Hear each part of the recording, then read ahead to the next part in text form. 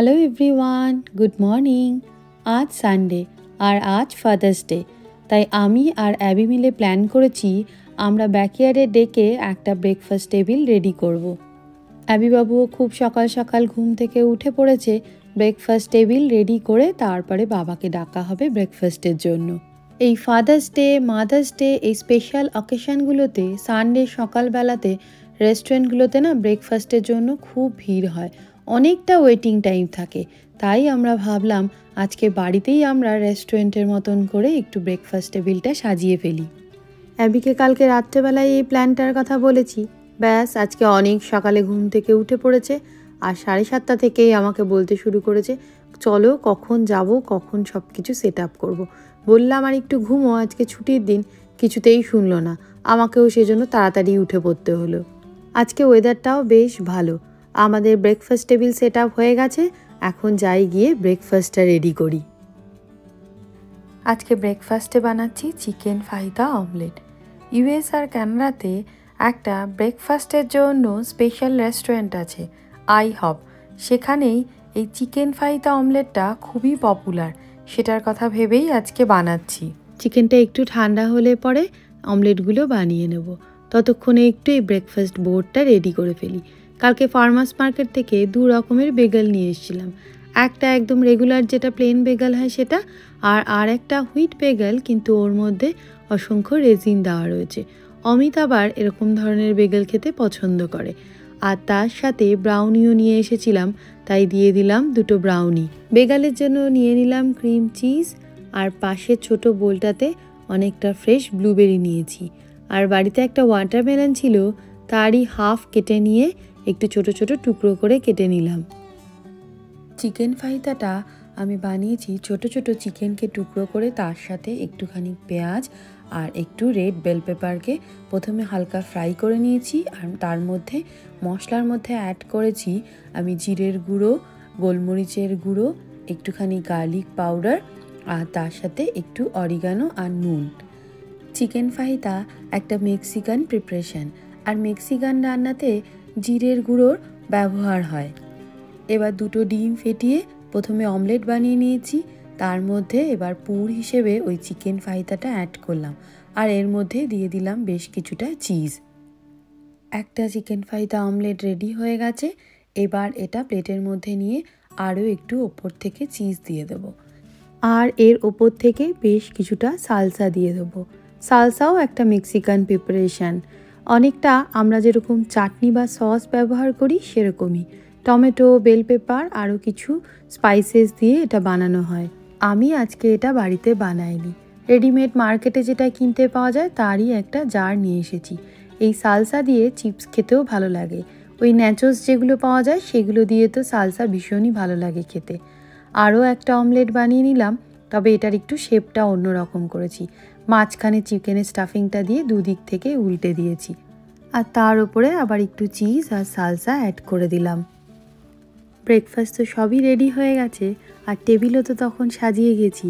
এখানে এসে দেখছি অ্যাবি একটা নাম্বার 1 ড্যাড বলে নিজের হাতে বানানো একটা ড্রয়িং এখানে রেখে দিয়েছে। এটা কালকে সন্ধেবেলাতে নিজের রুমে ডোর ক্লোজ করে তারপরে ড্রয়িং করেছে। আর সকালবেলা ঘুম থেকে উঠে বাবাকে একটা কার্ডও দিয়েছে, সেটা অবশ্য স্কুলেই বানিয়েছে। এক এক করে খাবারগুলো সব নিয়ে আসি, আর অ্যাবিকে আমি এখন পাহারায় রেখে যাচ্ছি।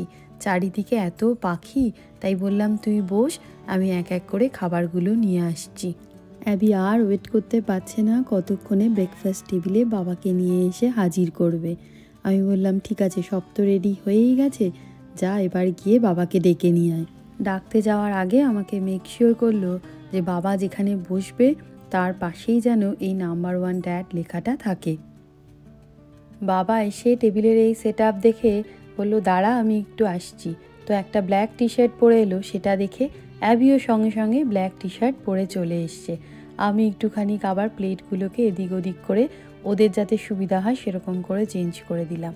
আর অ্যাবি ব্রেকফাস্ট খেয়ে মহা খুশি আজকে।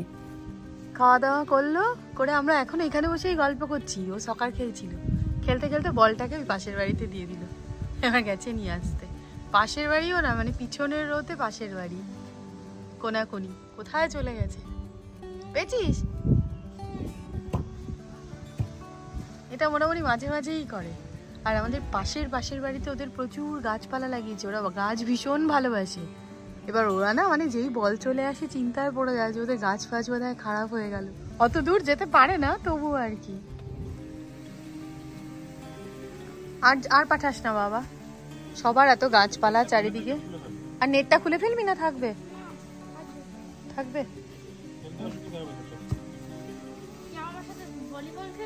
কেউ আমার সাথে ভলিবল খেলবে? এখন বাড়িতে না বাবা, এখন প্রচুর কাজ নেই, তুই খেল। আজকে রোদ উঠেছে কিন্তু মানে ওরকম প্রচন্ড গরম ওরকমও না। সকালবেলাটা তো বেশ আরামই লাগলো আমাদের বাইরে বসতে। ডেকে বসে আজ ব্রেকফাস্ট হলো, তার সাথে আড্ডাও হলো। এবার শুরু হবে ডে ক্লিনিংয়ের কাজ। কদিন আগেই তো বলেছিলাম যে আমরা আমাদের ডেকটাকে নিজেরাই রং করবো ভাবছি, তাই আজ থেকেই সেটা শুরু করলাম। রং করতে এখনও অনেক দেরি। প্রথমে এই ডেকটাকে ভালো করে ক্লিন করতে হবে। ডেকের ওপরে থাকা চেয়ার, টেবিল, তারপরে এই গ্রিল সমস্ত কিছু এক এক করে নিয়ে গিয়ে আপাতত এখন ব্যাকইয়ার্ডের ঘাসের ওপরেই রাখবো। আজকে ডেকটা যদি খুব ভালো করে ক্লিন করে নিতে পারি, তারপরে ড্রাই হতে আরও 3-4 দিন লাগবে, যদি না মাঝখানে বৃষ্টি হয়। তারপরে একদম যখন ড্রাই হয়ে যাবে তখন রং করব। কাঠ তো, না হলে ভেজা কাঠে রং করলে পরে উঠে আসার সম্ভাবনা থাকবে। সারা বছরের মধ্যে প্রায় 7-8 মাস তো বাইরে বেরোনোর মানে ব্যাকইয়ার্ডে বা ফ্রন্টইয়ার্ডে বসারও সুযোগ হয় না, আর এগুলোর মধ্যে কোনো রকম ক্লিনিংয়ের কাজও করা যায় না। তাই এই সামারের সময়টুকুনির মধ্যেই যেটুকুনি কাজ করা যায় করে নিতে হয়। আপাতত সবগুলোকেই কাভার করে রেখে দিচ্ছি। যদি এর মধ্যে রং করার আগে কখনো গ্রিল করার ইচ্ছে হয়, তাহলে এই ঘাসের ওপরেই গ্রিল রাখা আছে, এখানেই গ্রিল করে নেব। আজ তো সানডে হয়েই গেল, মোটামুটি পরের উইকেন্ডের জন্যই ওয়েট করতে হবে রং করার জন্য। এখন আপাতত জল দিয়ে ভালো করে ডেকটাকে ক্লিন করে দিচ্ছে। এই জল দিয়ে ক্লিন করার জন্য না একটা পাওয়ার ওয়াশ বলে মেশিন পাওয়া যায়, আমাদের সেটা কিনতে হবে, কিন্তু এবছর আর কিনলাম না, পরের বছর কিনে নেব। আপাতত প্রথমে একবার জল দিয়ে ক্লিন করে তারপরে ব্রাশ দিয়ে ভালো করে ঘষে নিয়ে আরও একবার জল দিয়ে ক্লিন করে নিতে হবে। দুপুরবেলায় খাওয়া দাওয়া করে এবার যাচ্ছি অ্যাবির আইস স্কেটিং ক্লাসে। এই সানডেতে বাড়িতে এত কাজ থাকে, তারপরে দুপুরবেলা খাওয়ার পরে অ্যাবির আইস স্কেটিং ক্লাসটা যাওয়া রীতিমতো হুড়োহুড়ি করতে করতে তারপরে পৌঁছোই আমরা। হয়ে গেল অ্যাবির আইস স্কেটিং ক্লাস। এখান থেকে এখন আমরা একটু মলে যাব। মলে খুব লিমিটেড কয়েকটা কেনাকাটা আছে, তার মধ্যে হচ্ছে আমাদের যে ওই সমস্ত বাথরুমের হ্যান্ড সোপগুলো, ওগুলো সব শেষ হয়ে গেছে। তো ওইগুলো মলে একটা দোকান আছে, সেখান থেকেই নেওয়া হয়, ওইটা নেব। আর আরেকটা কি যেন কেনা আছে, আরও একটা, দুটো জিনিস। তো এখানে তো আমার সানডেতে মলগুলো সব 5টা-6টার সময় বন্ধ হয়ে যায়, তো এখন 3:30 বাজে। এই কাজটা করে তারপরে বাড়িতে চলে যাব। মলের ভেতরে এই শপটার নাম হচ্ছে বাথ অ্যান্ড বডি শপ। এত কালারফুল সব হ্যান্ড সোপ থাকে না, বিভিন্ন রকমের পাওয়া যায়। আমি এইটা নেব, সবুজটা, যেটা হচ্ছে ইউক্যালিপটাস অ্যান্ড মিন্ট। এটা আমাদের 3টে বাথরুমের জন্য লাগবে। আর কিচেনের জন্য আমি এটা ইউজ করি কিচেন লেমন, এটাও বহু বছর ধরে ইউজ করছি, এটাও একটা নিয়ে নেব। তবে আজকে একটা অফার চলছে, 5টা কিনলে $30, তার জন্য 2টো কিচেন লেমন হ্যান্ড সোপ নিয়ে নিলাম। শপে ঢোকার সময় দেখেছে মেন্স পারফিউম বডি স্প্রের ওপরে অফার চলছে আজকে ফাদার্স ডে উপলক্ষে। ব্যাস অ্যাবি বায়না করছে বাবাকে একটা বডি স্প্রে কিনে দিতে চাই। অমিত অনেকবার না বলেছে, কিন্তু কিছুতেই হবে না, বলছে না নিতেই হবে। আর কিনে দেওয়ার পরে কি খুশি হয়েছে আবার। শপের ভেতরে একটা সিঙ্ক আছে, সেখানে এরকম এই হ্যান্ড সোপগুলোর যেগুলো টেস্ট মি থাকে সেগুলো নিয়ে গিয়ে হ্যান্ড ওয়াশ করে দেখতে পারো তোমার কোনটা পছন্দ। এটা দেখে অ্যাবি মজা পেয়েছে, ব্যাস এবার একটা হ্যান্ড সোপ নিয়ে এসে দাঁড়িয়ে আছে। ও বলছে ওনাকে হ্যান্ড ওয়াশ করে দেখবে, যদি পছন্দ হয় তাহলে পরে নিবে। রবিবারের বিকেলবেলা সব কাজকর্ম গুটিয়ে ফাদার্স ডে বিকেলবেলাতে বলছে আমাকে কেমন লাগছে দেখতে। আমি বলছি কেন, বলছে এক্ষুনি বাবার জন্য যে বডি স্প্রেটা কিনে নিয়ে এসছে, বাবা ইউজ করার আগে তো ও ইউজ করেছে, আমি একটু ইউজ করতে চাই বডি স্প্রেটা। তো তারপরে অমিত বলেছে ঠিক আছে তুই কর। এবার আমাকে বলছে বলো বলো কী করে ইউজ করতে হয়, মানে প্রেস করতে হয়, লক আনলক থাকে, সেগুলো সব নিজে নিজেই এক্সপ্লোর করলো, করে একটুখানি বডি স্প্রে লাগিয়ে এসছে। তার জন্য জিজ্ঞেস করছে আমাকে কেমন লাগছে। কি খুশি। হ্যাঁ, ফাদার্স ডে সন্ধ্যেবেলাতে এবার আমরা যাচ্ছি ডিনার করতে। এখানেই একটা রেস্টুরেন্ট, ডিনার বুক করেছি, আগে থেকেই কল করে নিয়েছি, ভিড় হয় তো খুব, তো সেই জন্য বুক করে নিয়েছি, কারণ আমাদের তো আবার কাল সকালবেলা ভোরবেলা থেকেই দিন শুরু হবে। যদি গিয়ে ওয়েটিং হয় তার জন্য বেটার আমরা আগে থেকেই বুক করে রেখেছি। ওখানে গিয়ে খাওয়া দাওয়া করবো, ফিরে এসে তারপরে আবার মানডের জন্য প্রস্তুতি শুরু হবে। সানডেতে এসছি, আজকে ফাদার্স ডে বলে এত ভিড়, নাহলে সানডেতে মোটামুটি 8টার সময়, এখন 8টা বাজে, 8টার সময় এত ভিড় হওয়ার কথা নয়। এটা আস্তে আস্তেই গল্প করছি। আমি বলছি আমার স্কুলের ফ্রেন্ডরা ভাবে স্কুল এন্ড হয়ে গেছে মানেই নাইট টাইম হয়ে গেছে, কারণ লোকজন খুব তাড়াতাড়ি ডিনার করে ফেলে। তো আমি বলছি ওর ক্লাস টিচার 5টার সময় ডিনার করে ফেলে রোজ। কানাডাতে এই সামারের সময় বেশিরভাগ রেস্টুরেন্টগুলোতেই এরকম আউটডোর বসার সেট আপ থাকে। আমাদেরকে জিজ্ঞেস করলো যে আমরা ভেতরে বসতে চাই না বাইরে। তো এখন অবধি রোদ আছে, 8টা বাজে, কিন্তু ঝকঝকে রোদ, তাই দেখে আমরা বললাম ঠিক আছে আমরা তাহলে বাইরেই বসবো। আর মোটামুটি ফাইন ডাইনিং রেস্টুরেন্টগুলোতে আসার সাথে সাথেই কিছু একটা কমপ্লিমেন্টারি খাবার থাকবে। আজকে যেরকম দিয়েছে এই ব্রেডটা, আর তার সাথে রয়েছে ক্রিম চিজ। আর আমরা যে খাবারগুলো অর্ডার করেছি সেগুলো আসতে একটু সময় লাগবে, বলেছে 20 to 25 মিনিটস মতন লাগবে। অ্যাবিবাবু আজকাল রেস্টুরেন্টে গেলে পরে নিজের জন্য অর্ডার করছে লেমনের। খুব ছোটোবেলায় তো অর্ডার করতো অ্যাপেল জুস, সেটা চেঞ্জ হয়ে এখন হয়ে গেছে লেমনেড।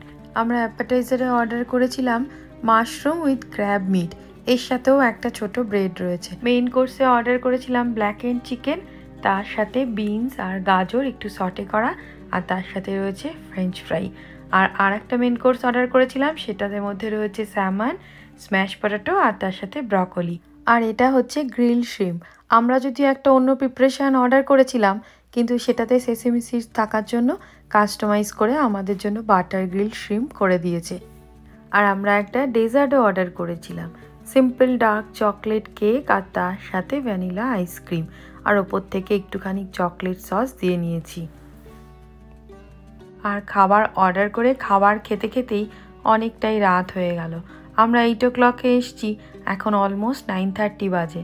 কীরকম অন্ধকার হয়ে গেছে, আর গোটা রেস্টুরেন্টে শুধু আমরাই রয়েছি আউটডোরে, আর কেউ এখনো অবধি বসে নেই, সবাই বাড়ি চলে গেছে। হয়ে গেছে খাওয়া দাওয়া হয়েছে। অ্যাবিবাবু ফাদার্স ডে সেলিব্রেশন হয়েছে?